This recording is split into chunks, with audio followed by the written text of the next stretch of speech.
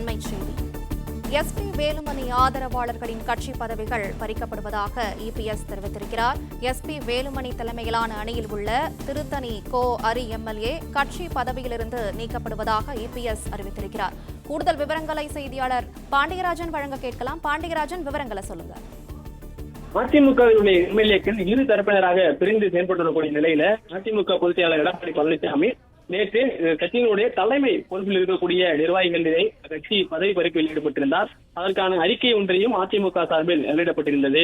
இன்று அனைத்து இந்திய அண்ணா திராவிட முன்னேற்ற கழகத்தில் இருக்கக்கூடிய கழக அமைப்பு செயலாளர் பொறுப்பிலும் திருவள்ளூர் மேற்கு மாவட்ட எம்ஜிஆர் மன்ற செயலாளர் பொறுப்பிலும் இருக்கும் திருத்தணி கோ அரி எம்எல்ஏ அவர்கள் இன்று முதல் பொறுப்பில் இருந்து விடுவிக்கப்படுகிறார் என்கின்ற ஒரு அறிக்கையை எடப்பாடி பழனிசாமி அவர்கள் வெளியிட்டிருக்கிறார்கள். அதிமுகவை பொறுத்த வரைக்கும் அங்கு 47 எம்எல்ஏக்கள் இருக்கிறார்கள். அதில் 25 பேர் சி சண்முகம் ஆதரவாகவும் 22 பேர் பொதுச் செயலாளர் எடப்பாடி பழனிசாமி அவருடைய ஆதரவாகவும் இருக்கிறார்கள். இந்நிலையில் தமிழக வெற்றிக் கழகத்துக்கு ஆதரவு கொடுக்கும் வகையில சி சண்முகம் தரப்பினர் அவர்களுக்கான வாக்களித்திருந்தார்கள் சட்டப்பேரவையில். அவர்கள் மீதான கட்சி ரீதியிலான நடவடிக்கையை மேற்கொள்ள தொடங்குகிறார் எடப்பாடி பழனிசாமி.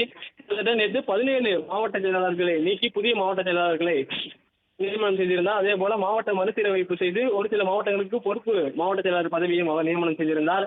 துணை அமைப்பு செயலாளர் உள்ளிட்ட பல்வேறு தலைமை பதவியில் இருக்கக்கூடிய எஸ்பி வேலுமணி, தங்கமணி உள்ளிட்டோருடைய பதவிகள் எல்லாம் கட்சி பதவியில் இருந்து நீக்கியிருந்தார் எடப்பாடி பழனிசாமி. இன்று திருத்தணி இருக்கக்கூடிய எம்எல்ஏ ஹரி அவர்களை பொறுப்பிலிருந்து விடுவிப்பதாக தெரிவித்திருக்கிறார்.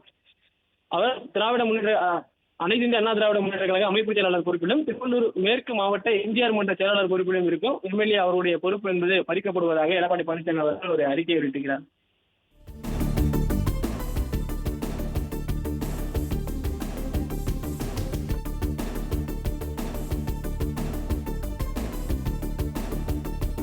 பிளே ஸ்டோர் மற்றும் ஆப் ஸ்டோரில் இருந்து பாலிமர் செயலியை QR கோடு மூலம் பதிவிறக்கம் செய்யுங்கள். செய்திகளை உடனுக்குடன் பெறுங்கள்.